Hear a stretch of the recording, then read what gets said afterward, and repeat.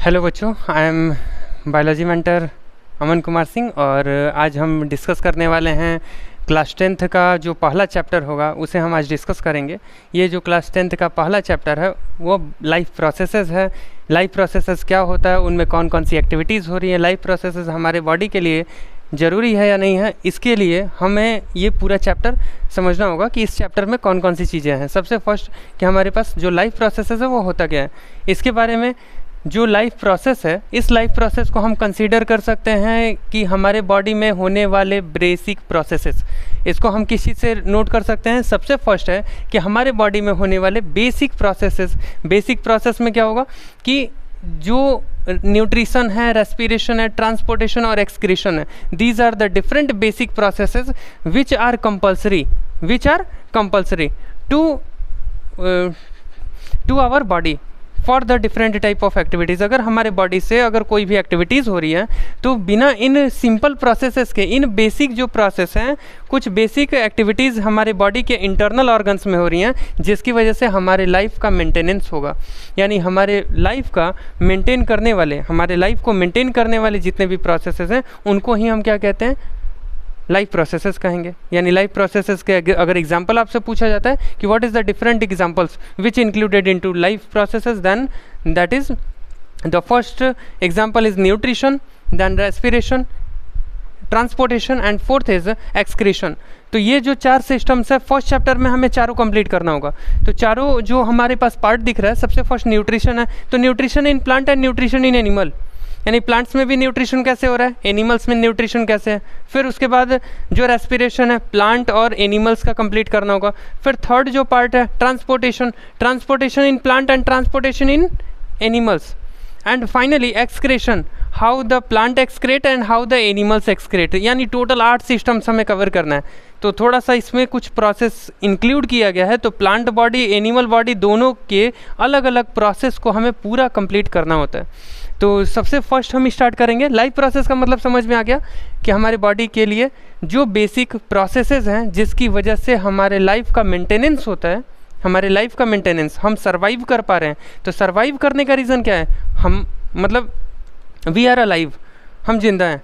तो हमारे लाइफ को एग्जिस्ट कराने के लिए, हमें अगर लाइफ को एग्जिस्ट कराना है, अगर हमें जीवित रहना है, तो उसके लिए 4 स्टेप्स या 4 बॉडी के प्रोसेस कंपल्सरी हैं। इसको हम बेसिक प्रोसेस कहते हैं और इन्हीं बेसिक प्रोसेस को हमने लाइफ प्रोसेस में कंसीडर किया है।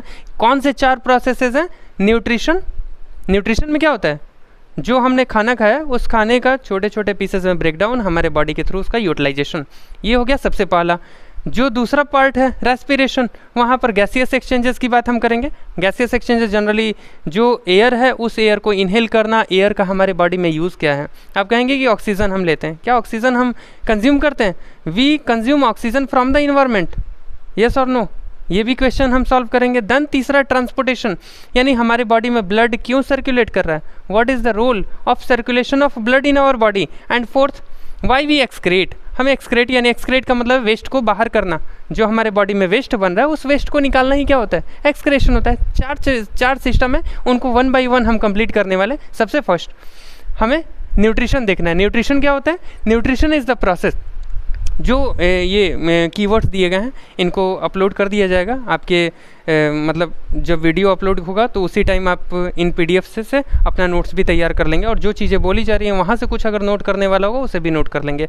तो न्यूट्रिशन सबसे पहला प्रोसेस आपको समझना है कि न्यूट्रिशन होता क्या है। न्यूट्रिशन एक प्रोसेस है, ये बस ध्यान रखेंगे। Nutrition is the process. कैसा प्रोसेस है न्यूट्रिशन?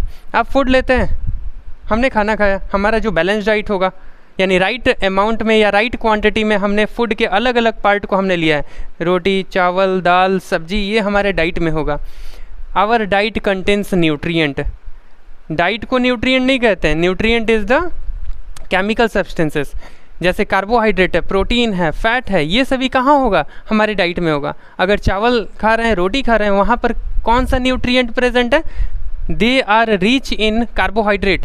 यानी कार्बोहाइड्रेट किस में ज़्यादा होता है? रोटी या चावल में ज़्यादा कार्बोहाइड्रेट होता है। प्रोटीन वाला फूड कौन सा है? अगर हम पल्स ले रहे हैं, दाल खा रहे हैं या मीट खा रहे हैं, एग खा रहे हैं, ये pulse means protein rich food है, these are the protein rich food. Vegetable fruits ले रहे हैं, स्पेशली वेजिटेबल और फ्रूट्स को एक साथ हम कंसीडर करते हैं, वेजिटेबल और फ्रूट विटामिन एंड मिनरल्स के लिए। लेकिन सेपरेटली अगर इसको बताएं तो विटामिन का जो मेन सोर्स होगा वो फ्रूट्स होगा और मिनरल्स का जो मेन सोर्स होगा वो वेजिटेबल होगा। यानी अगर वेजिटेबल हम ज़्यादा अगर खाते हैं तो वहाँ से हमारे बॉडी में मिनरल्स पहुँचेंगे, और फ्रूट्स अगर लेते हैं देन हमारे बॉडी में विटामिन्स के लिए जो मेन सोर्स है वो फ्रूट है। यही हमारे डाइट में अलग अलग टाइप के न्यूट्रिएंट है। देन न्यूट्रिशन हमें डिफाइन करना है, what is nutrition. Nutrition is the process in which we utilise the different type of nutrient to get energy. अलग अलग टाइप के न्यूट्रिएंट का एनर्जी के फॉर्म में कन्वर्ट किया जाना ही क्या होता है, न्यूट्रिशन होता है। यानी न्यूट्रिशन एक ऐसा प्रोसेस है जहाँ पर कि हमने जो भी न्यूट्रिएंट लिया है, we get nutrient from our diet. हमें न्यूट्रिएंट कहाँ से मिला है, न्यूट्रिशन में कंफ्यूज नहीं होना है, ध्यान देना है न्यूट्रिएंट और न्यूट्रिशन। न्यूट्रिशन अगर वर्ड यूज़ हो रहा है देन वो प्रोसेस के लिए हम बोल रहे हैं, और न्यूट्रिएंट अगर वर्ड यूज़ हो रहा है then it is a food substances, it is a chemical product which present in our food. Means nutrient is the chemical substances which present in our diet. हमारे डाइट में जो भी chemical substances present हैं उनको हम क्या कहते हैं, न्यूट्रिएंट कहते हैं। और इन्हीं न्यूट्रिएंट का ब्रेकडाउन करके एनर्जी रिलीज होता है, और इस होलिस्टिक प्रोसेस को हमने क्या टर्म दिया है, this holistic process is called as nutrition. This holistic process is called as nutrition. तो सबसे पहले हमारे पास क्या था, न्यूट्रिशन था। देख लेते हैं इसमें क्या दिया हुआ है। Nutrition is the process of taking food by an organism and its utilization by the body for life processes। हमारे बॉडी का लाइफ प्रोसेस, हमारे बॉडी का जो सिस्टम चल रहा है, हमारी बॉडी एनर्जी पे ही काम करती है। हमारी बॉडी किस पे काम कर रही है, एनर्जी पे काम कर रही है। एनर्जी हमें कहाँ से मिलेगा, फूड से मिलेगा। तो फूड का एनर्जी में कन्वर्ट किया जाना ही न्यूट्रिशन होता है। न्यूट्रिशन एक ऐसा प्रोसेस है जिसमें कि जो हमारे पास फूड, हमने जो फूड लिया है उस फूड को कन्वर्ट कर दिया जाएगा किस फॉर्म में, एनर्जी के फॉर्म में। That's all. ये क्लियर हुआ कि न्यूट्रिशन क्या होता है सिंपल लैंग्वेजेस में। एंड देन कुछ प्रोसेसेस हैं जहाँ हमें पढ़ना है, न्यूट्रिशन हमें पढ़ना है। देन रेस्पिरेशन क्या होता है, respiration, what is the role of oxygen, what is the role of gases which we inhaled. मतलब जब हमने इनहेल किया तो ऑक्सीजन का अगर आपसे रोल पूछते हैं कि ऑक्सीजन का हमारे बॉडी में क्या रोल है, then what is the answer you have. यानी अब इसका आंसर क्या बताएंगे कि ऑक्सीजन का क्या रोल है हमारे बॉडी में। हमारी बॉडी में ऑक्सीजन का जनरली रोल क्या होगा कि ऑक्सीजन हमारे बॉडी में जा रहा है, और ऑक्सीजन अंदर की तरफ जाने के बाद क्या काम करता है, ऑक्सीजन हमारे बॉडी की तरफ क्यों रिसीव हो रहा है, व्हेन वी रिसीव और when we inhale the mixture of gases. हमने एटमॉस्फेयर से क्या किया, हम इनहेल कर रहे हैं। इनहेल करने में केवल ऑक्सीजन हम रिसीव करते हैं या मिक्सचर ऑफ गैसेज रिसीव करते हैं, we receive the mixture of gases from the environment.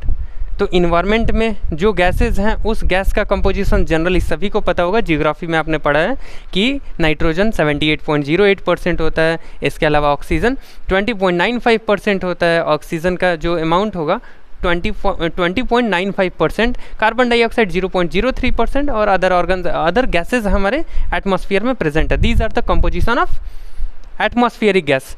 अब ये atmospheric gas is the mixture of gases. यहाँ पर मिक्सचर है, बहुत सारी गैसेज है। When we inhale then the mixture of gases we consumed. यानी जब हमने इनहेल किया वहाँ केवल ऑक्सीजन नहीं जाएगा, वहाँ पर सभी गैसेज जाएंगी। वहाँ केवल ऑक्सीजन नहीं जाएगा, सभी गैसेज जाएंगी। हमने केवल ऑक्सीजन लिया है, कैसे, कौन सा हमारे बॉडी में सिस्टम था जिसने केवल ऑक्सीजन को पिक करने के लिए अलाउ किया। तो रेस्पिरेशन सबसे पहले हमें समझना है कि रेस्पिरेशन कैसे रिलेवेंट कर रहा है हमारे लिए, ज़्यादा कौन सा जरूरी, मतलब कौन सा पार्ट ज़्यादा हमारे लिए इंपॉर्टेंट होगा। एयर इंपॉर्टेंट हमारे लिए ज़्यादा है या फूड, यानी हवा की वजह से हम सर्वाइव कर रहे हैं, हम किसकी वजह से जिंदा हैं, फूड की वजह से या एयर की वजह से, या दोनों का रोल होगा। यानी हम फाइनली इस चीज़ को कंप्लीट हम इस चैप्टर में करेंगे कि दोनों का इक्वली इंपॉर्टेंट रोल है। अगर एयर है तो भी हम सर्वाइव कर रहे हैं, अगर फूड है मतलब दोनों की वजह से सर्वाइव कर रहे हैं। दोनों में से अगर किसी को अगर हम हटा देते हैं, फूड हमने कंज्यूम करना बंद कर दिया यानी खाना हम नहीं खा रहे हैं, तो भी हमारा सर्वाइव करना यानी हमारा जीवित रहना पॉसिबल नहीं है। और दूसरा कि अगर हमने एयर यानी सांस लेना बंद कर दिया देन तो ये तो नॉर्मल सी बात है कि सांस नहीं लेंगे तो जिंदा कैसे रहेंगे। और आप सभी लोगों का आंसर होगा कि सांस क्यों लेते हैं, ऑक्सीजन गैस की क्यों ज़रूरत है जीवित रहने के लिए। देन ये गैस हमारे बॉडी में जाने के बाद क्या कर रहा है, ये गैस का रोल क्या है। सबसे फर्स्ट ओवरऑल व्यू हम देख लेते हैं कि रेस्पिरेशन होता क्या है। Respiration is the process by which food is burnt in the cell by the body with the help of oxygen to release energy। एक सिंपल से स्टेटमेंट में कुछ चीज़ें क्लियरिफाई की गई हैं कि यहाँ पे जो फूड हमने कंज्यूम किया था, जो हमने फूड लिया है, उस फूड का अंदर जाने के बाद यानी ऑक्सीजन, मतलब जनरली हमने फूड लिया है, फूड किस फॉर्म में था, अलग अलग न्यूट्रिएंट पहुँच रहे थे, कार्बोहाइड्रेट है, प्रोटीन है, फैट है, इनका सिंपलेस्ट फॉर्म हुआ न्यूट्रिशन में। वो सब हम कवर करेंगे कि अलग अलग जितने भी टाइप के न्यूट्रिएंट है वो हमारे बॉडी में चले गए। हमने फूड लिया था, फूड में क्या हुआ, जितने भी न्यूट्रिएंट थे सभी हमारे बॉडी में जा चुके हैं।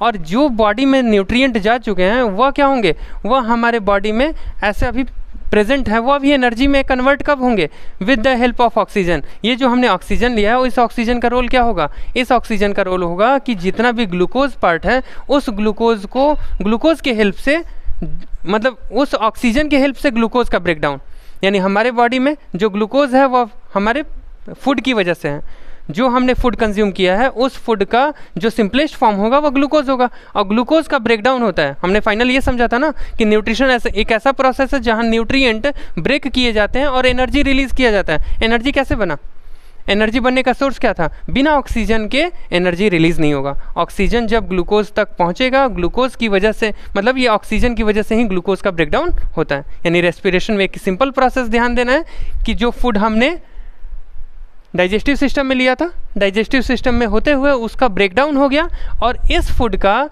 बर्न किया जाना सेल के अंदर, और किसके हेल्प से, ऑक्सीजन के हेल्प से। और ऑक्सीजन ही क्या कराएगा, एनर्जी को रिलीज़ कराएगा। यानी ग्लूकोज फर्दर ब्रेक होगा ऑक्सीजन के हेल्प से और वहाँ से एनर्जी रिलीज़ होगी। यानी रेस्पिरेशन का सेकंड रोल है। न्यूट्रिशन में फूड गया और फूड के जाने के बाद उस फूड का एनर्जी में कन्वर्जन किसके हेल्प से होना है, यह फूड एनर्जी में कब कन्वर्ट होगा, जब ऑक्सीजन उसके साथ बाइंड करेगा। ऑक्सीजन के बाइंड करने के बाद ही वह जो हमने फूड लिया था वह एनर्जी में कन्वर्ट होगा। Then we get energy and these energy are utilize in different activities. यानी जो एनर्जी हमने रिसीव किया है वह एनर्जी से हम अलग अलग टाइप की एक्टिविटीज़ कर सकते हैं। देन नेक्स्ट है ट्रांसपोर्टेशन।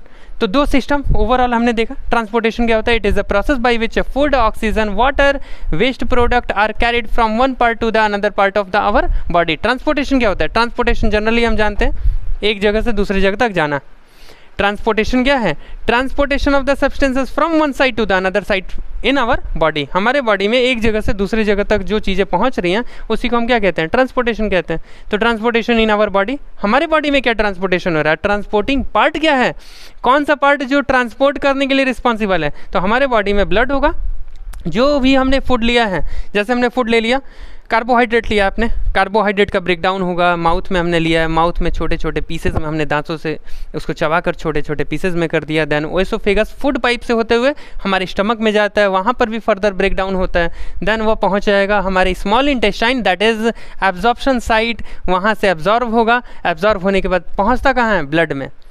तो स्मॉल इंटेस्टाइन के पास जो ब्लड वेसल है वहाँ तक वह फूड पहुँच गया, और ब्लड में जब पहुँचेगा तो वह ब्लड लेके हमारे बॉडी के अलग अलग पार्ट में उस फूड आइटम को जो हमने कंज्यूम किया था, यानी यूज़फुल प्रोडक्ट हो। हमने तो एक एग्जांपल केवल लिया है फूड का कि फूड कहाँ एब्जॉर्ब होता है, स्मॉल इंटेस्टाइन से एब्जॉर्ब हो गया।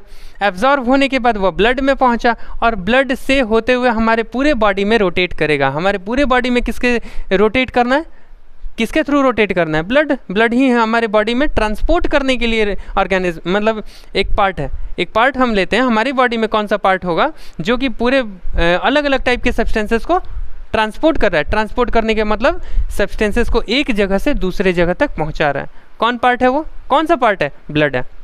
तो ब्लड यूजफुल प्रोडक्ट जैसे न्यूट्रिएंट, ग्लूकोज है, एमिनो एसिड है, fatty acid, glycerol, these are the different type of nutrient. And then waste product urea है, यूरिक एसिड है, ये सब गैसेज हैं, ऑक्सीजन है, कार्बन डाइऑक्साइड। सभी टाइप के सब्सटेंस यूजफुल हो, इवन हार्मफुल हो, सभी टाइप के सब्सटेंस का ट्रांसपोर्टेशन किसके थ्रू हो रहा है, कौन सा पार्ट है जो कि ट्रांसपोर्ट किए जाने के लिए रिस्पॉन्सिबल है, दैट इज आवर ब्लड। तो ट्रांसपोर्टेशन में इसे हम पूरा पढ़ेंगे कि ट्रांसपोर्ट करने वाला मैकेनिज्म क्या होता है। और लास्ट फाइनल, यही हमारा एंडिंग होगा, यानी चैप्टर का जो एंड होगा एक्सक्रीशन होगा। एक्सक्रीशन में क्या होता है, वेस्ट जो हमारे बॉडी में बन रहा है उस वेस्ट को बाहर की तरफ रिलीज कर दिया जाना, यही क्या होता है, एक्सक्रेशन होता है। अब यहाँ पर कुछ सिस्टम दिए गए हैं। डाइजेस्टिव सिस्टम हम यहाँ सबसे पहले देख रहे हैं कि ये क्या है, डाइजेस्टिव सिस्टम है, और फिर respiratory apparatus, blood circulatory system and excretory system. ये 4 सिस्टम्स हमारे पास डायग्राम्स हैं। इन डायग्राम्स के थ्रू और भी अच्छे तरीके से क्लियर कर लेंगे कि कौन कौन से प्रोसेसेस हो रहे हैं। जनरली यहाँ पर पूरा डिटेल्ड है। ये 4 अलग अलग स्टेप्स में हमारा पूरा चैप्टर लाइफ प्रोसेसेस अच्छे से कंप्लीट हो जाएगा। देन अब आगे बढ़ते हैं कि आगे कौन कौन से पार्ट्स इंक्लूड हो रहे हैं। इतना क्लियर हुआ कि ये हमारे पास लाइफ प्रोसेस क्या होता है, ये कुछ समझ में आया होगा कि लाइफ प्रोसेस क्या है, न्यूट्रिशन क्या होता है, रेस्पिरेशन क्या है, transportation and then final excretion. Then सबसे फर्स्ट न्यूट्रिशन। न्यूट्रिशन क्या होता है, जहाँ न्यूट्रिशन हमने देखा है कि हमारे बॉडी में अलग अलग चीज़ें, ये जो न्यूट्रिशन है वो हमारे बॉडी को क्या प्रोवाइड कर रहा है, यानी न्यूट्रिशन की वजह से हमें क्या मिल रहा है, ये इंपॉर्टेंट है कि न्यूट्रिशन जब होगा तो न्यूट्रिशन हमारे लिए किन चीज़ों में हेल्प करेगा। तो न्यूट्रिशन से हमें न्यूट्रिएंट मिल रहा है। न्यूट्रिशन का जो न्यूट्रिशन एक प्रोसेस है जहाँ न्यूट्रिएंट यूटिलाइज किए जा रहे हैं, और ये न्यूट्रिएंट काम क्या करेंगे, they are mainly functions for our growth, repair of our damage part in our body and it also provide us energy, यानी एनर्जी हमें दे रहे हैं, हमारे बॉडी टिश्यूज़ को रिपेयर कर रहे हैं, हमारे ग्रोथ के लिए रिस्पॉन्सिबल है। ये न्यूट्रिशन का मेन रोल होगा। न्यूट्रिशन हमें ज़रूरत क्यों है, हमारे बॉडी का एक छोटा सा बच्चा है, वो क्या ज़िंदगी बौना रहेगा, उतना ही छोटा रहेगा, साइज़ में उसका साइज़ बढ़ेगा या उतना ही छोटा रहेगा, धीरे धीरे वो इंक्रीज़ करता है, उसके बॉडी का लेंथ बढ़ता है, हाथ पैर धीरे धीरे बढ़ते हैं। कैसे ये सभी चीज़ें हो रही हैं, जब उसे न्यूट्रिशन दिया जाएगा, न्यूट्रिशन यानी न्यूट्रिएंट दिया जाएगा, कार्बोहाइड्रेट दिया जाएगा, प्रोटीन दिया जाएगा, विटामिन मिनरल्स दिए जाएंगे, देन उसके बॉडी में हमें ग्रोथ देखने को मिलेगा। यानी एक बच्चे में हमें ग्रोथ कब देखने को मिलता है, जब हम बच्चे को क्या देते हैं, न्यूट्रिएंट देते हैं। तो न्यूट्रिएंट का यूटिलाइजेशन ही प्रोसेस है, न्यूट्रिएंट का यूटिलाइजेशन ही क्या कहलाता है, न्यूट्रिशन कहलाता है। न्यूट्रिएंट का यूटिलाइजेशन, न्यूट्रिएंट का हमारे बॉडी में जब यूटिलाइजेशन होता है, इसी को हम क्या कहते हैं, न्यूट्रिएंट कहते हैं। तो ये सबसे फर्स्ट पार्ट था न्यूट्रिशन का।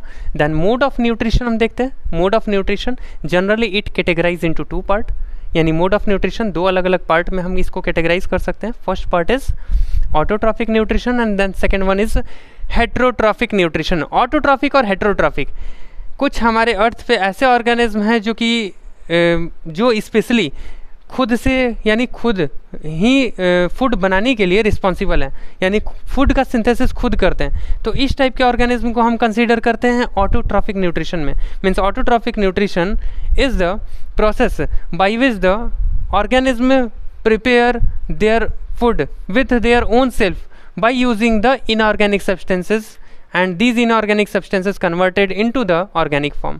यानी इनऑर्गेनिक सब्सटेंस को ऑर्गेनिक सब्सटेंस में कन्वर्ट करने। इनऑर्गेनिक ऑर्गेनिक कुछ वर्ड कॉम्प्लेक्स आपके सामने आ रहा है कि ऑर्गेनिक क्या होता है, इनऑर्गेनिक क्या होता है। जनरली ऐसा सब्सटेंस, हवा और पानी आपने देखा होगा, हवा और पानी, हवा में हमें क्या मिलेगा, कार्बन डाइऑक्साइड मिलेगा, और जनरली वाटर H2O, ये इनऑर्गेनिक है। यानी ऑर्गेनिक और इनऑर्गेनिक एक सिंपल वर्ड में अगर आपको समझना है तो जहाँ भी कार्बन का प्रेजेंस है, जैसे ग्लूकोज देखते हैं, ग्लूकोज का फार्मूला इवन सबको मालूम होगा शायद कि ग्लूकोज का फार्मूला क्या होता है, C6H12O6। C6H12, एक एग्जांपल के लिए केवल मैं ये बता रहा हूँ कि C6H12O6 ये ग्लूकोज का फार्मूला है। यहाँ आपने देखा कि कार्बन है, कितने कार्बन के मॉलिक्यूल है, 6 है। कार्बन कितना मैंने लिखा है, 6 कार्बन है। तो ये जहाँ भी कार्बन का प्रेजेंस होगा, कोई भी ऐसा पार्ट जहाँ कार्बन का प्रेजेंस है, उन सभी को हमने ऑर्गेनिक कंसिडर किया है। और इसके अलावा जो भी जहाँ पर कार्बन एब्सेंट है उनको हमने इनऑर्गेनिक। तो जनरली फोटोट्रॉफिक जो मीन्स सबसे फर्स्ट हमारे पास क्या है, ऑटोट्रॉफिक न्यूट्रिशन एक ऐसा प्रोसेस होगा जहाँ पर कि इनऑर्गेनिक फूड सब्सटेंसेस का यूज़ करके, इनऑर्गेनिक सब्सटेंस का यूज़ करके ऑर्गेनिक में कन्वर्ट किया जाता है। इनऑर्गेनिक में क्या हो जाएंगे, carbon dioxide and water is the inorganic substance. These inorganic substances utilize to convert into organic form, that is glucose. inorganic substance का यूज़ करके ऑर्गेनिक में कन्वर्ट किया जाना ही क्या होता है, इस प्रोसेस को क्या कहते हैं, ऑटोट्रॉफिक न्यूट्रिशन कहते हैं। ऑटोट्रॉफिक न्यूट्रिशन कौन करेगा, only plants have the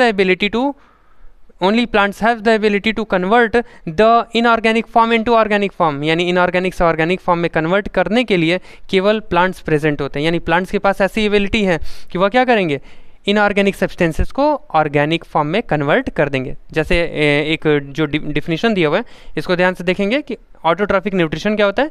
it is the nutrition और it is the process in which organism prepare their own food. Important एक वर्ड है कि वह खुद अपना भोजन तैयार कर रहे हैं और यह जो भोजन होगा, यह खाना होगा, किन चीज़ों से बन रहा है? Simple inorganic substance. Simple inorganic substance में कार्बन डाइऑक्साइड और दूसरा वाटर। दो कौन से सब्सटेंस है? सिंपल इनऑर्गेनिक सब्सटेंस कौन से होंगे? Carbon dioxide and water. और किसके प्रेजेंस में हो रहा है? सनलाइट और क्लोरोफिल के प्रेजेंस में हो रहा है। और इसे स्पेशली कौन परफॉर्म करेंगे? ऑटोट्रॉफिक न्यूट्रिशन कौन कर पाएंगे? जितने भी ग्रीन प्लांट्स हैं और कुछ बैक्टीरिया। कुछ बैक्टीरिया में some bacterias have this capability to convert simple inorganic substances into organic form. तो ये कुछ क्लियर हुआ कि सबसे फर्स्ट ऑटोट्रॉफिक न्यूट्रिशन क्या होता है कि ऑटोट्रॉफिक न्यूट्रिशन में इनऑर्गेनिक सब्सटेंस को ऑर्गेनिक सब्सटेंस में कन्वर्ट किए जाने का काम होता है। इसी को हम क्या कहते हैं? Autotrophic nutrition. और ये ऑटोट्रॉफिक न्यूट्रिशन किसके थ्रू हो रहा है? This autotrophic nutrition is performed by green plants and some bacteria. Micro organism, कुछ माइक्रो ऑर्गेनिज्म हैं जिनमें क्लोरोफिल होगा। क्लोरोफिल जहाँ है वहाँ चांसेस हैं कि वो ऑटोट्रॉफिक न्यूट्रिशन करेंगे। ये ध्यान रखेंगे आप कि जिनमें क्लोरोफिल होगा, क्लोरोफिल जानते हैं? Means why the plant looks like green in colour. Plants का हरा रंग क्यों होता है? Because of chlorophyll. क्लोरोफिल की वजह से ही प्लांट हरे दिखाई दे रहे हैं। जनरली हम टमाटर का लाल रंग देखते हैं। what is the reason of the color in tomato? Tomato में जो लाल रंग दिख रहा है वो किसके कारण दिख रहा है? Lycopene is the pigment. यानी कुछ ऐसे सब्सटेंसेस है, chemical substances by which it provide the colour to the different fruit and flowers. यानी फ्लावर का कोई कलर हो या फ्रूट का कलर है या किसी भी टाइप के अलग अलग डिफरेंट टाइप के जो हमें कलर दिख रहे हैं प्लांट बॉडी पे, वह किसी न किसी टाइप के पिगमेंट की वजह से होंगे। जैसे क्लोरोफिल हम बता रहे हैं, chlorophyll is the pigment. Chlorophyll क्या है? पिगमेंट है जिसकी वजह से प्लांट का कलर ग्रीन दिखाई देता है। क्लियर हुआ? जैसे एक और एग्जांपल मैं बता रहा हूँ, कैरेट में आपने, गाजर में आपने अलग अलग कलर देखा होगा, red colour, orange colour, then purple colour, इसके अलावा येलो कलर। ये 4 अलग अलग टाइप के हमें वैरायटीज़ दिखेंगी। इन सभी का जो रीज़न होगा वह क्या होगा? पिगमेंट की वजह से ही होगा। जैसे red colour in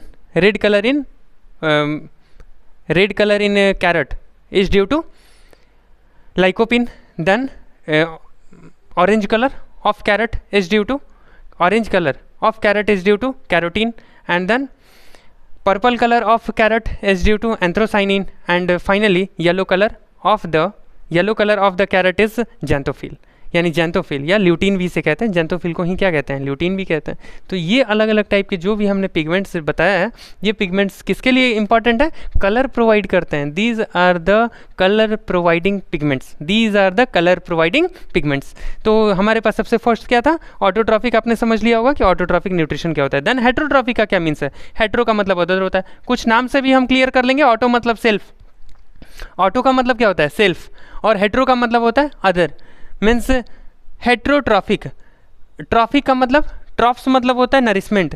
the organism who completely depended on other for their nutrition.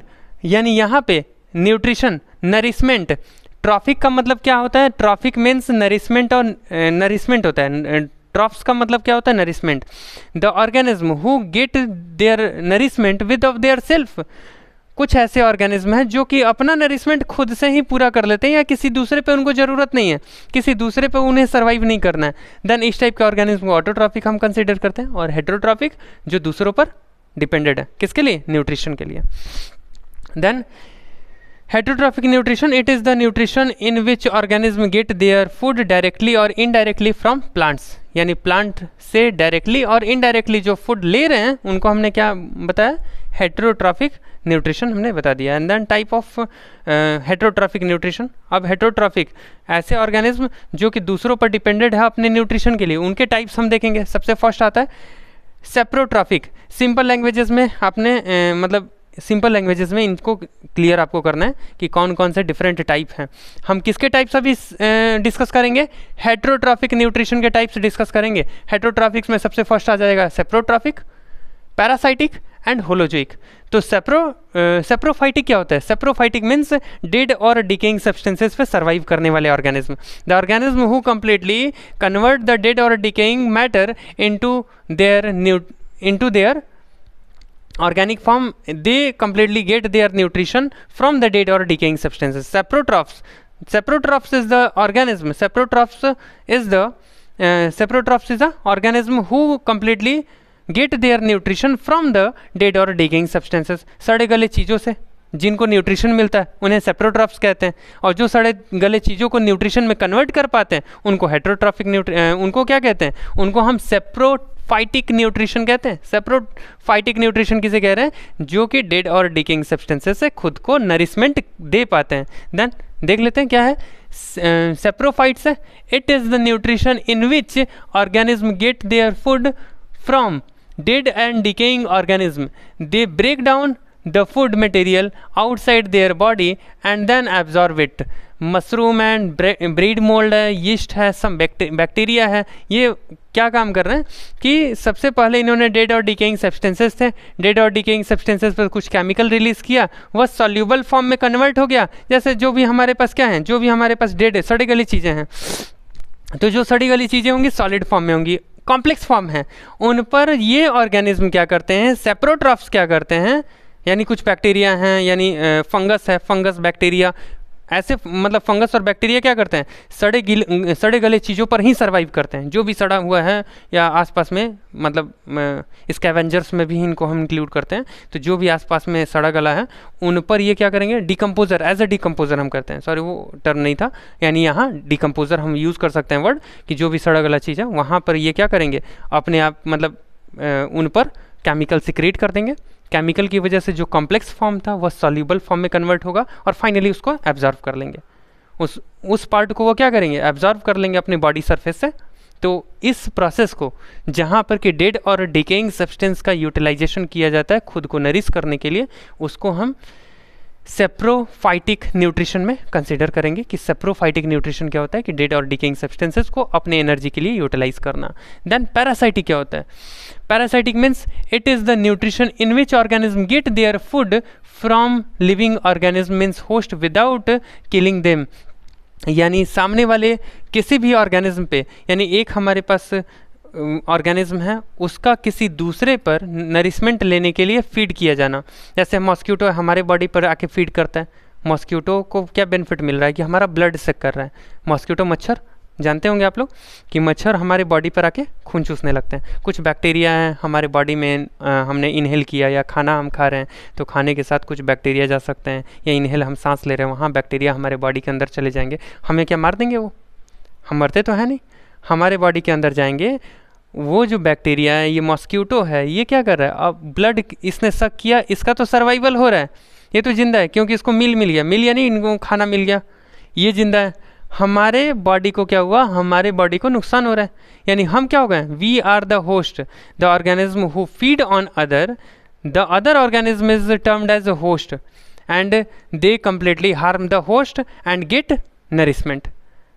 the nourishment by the host. Means some organism get the nourishment by the host by feeding them without killing them. यानी बिना किसी organism, यानी जो host है हमारे पास, plant host हो सकता है या एनिमल्स होस्ट हो सकते हैं। होस्ट का मतलब जिनसे एक ऑर्गेनिज्म अपने आप का सर्वाइवल करते हैं। जैसे जनरली एग्जांपल हम देख सकते हैं कि कस्क्यूटा है, ऑर्किड्स हैं, ticks, leech, leeches, roundworm, tapeworm, plasmodium, these are the different type of organism who directly injected or inserted in our body and get nourishment by the organism. यानी एक organism किसी दूसरे organism के body से nourishment लेता है और अपने आप को जीवित रखता है, तो जिसके बॉडी से वो नरिशमेंट ले रहा है उसे हमने होस्ट बोला है। यानी एक ऑर्गेनिज्म है, ऑर्गेनिज्म फर्स्ट, ऑर्गेनिज्म सेकंड। तो ऑर्गेनिज्म फर्स्ट क्या होगा? ये चला जाएगा ऑर्गेनिज्म सेकंड के बॉडी पर, ऑर्गेनिज्म सेकंड से वो क्या करेगा? ब्लड या उससे अपना खाना ले लेगा और सामने वाले को नुकसान पहुंचाएगा और खुद बेनिफिट लेगा, खुद लाभ लेगा, इसी को पैरासाइट कहते हैं। इसी को क्या कहते हैं? पैरासाइट। और इस टाइप के न्यूट्रिशन लेने वाले प्रोसेस को पैरासाइटिक न्यूट्रिशन, यानी पैरासाइटिक न्यूट्रिशन हमारे पास सेकंड हो गया। देन होलोजोइक, यानी जो भी डायरेक्टली फूड को डायरेक्टली लेकर डाइजेस्ट करते हैं और एब्जॉर्व करते हैं, यानी फूड को डायरेक्ट अपने बॉडी में कंज्यूम करने का प्रोसेस ही क्या होता है? होलोजोइक होता है। होलोजोइक यानी कंप्लीट। होलो का मतलब क्या है? होलोजोइक मतलब complete ingestion of food from the body surface और फ्रॉम द माउथ। यानी जैसे एक अमीबा में देखते हैं, अमीबा का जो बॉडी सरफेस है स्यूडोपोडिया बनेगा, स्यूडोपोडिया से फूड इनगल्फ हो जाएगा, ये प्रोसेस हो। या इसके अलावा जो दूसरा पार्ट है, वह दूसरा पार्ट क्या होगा?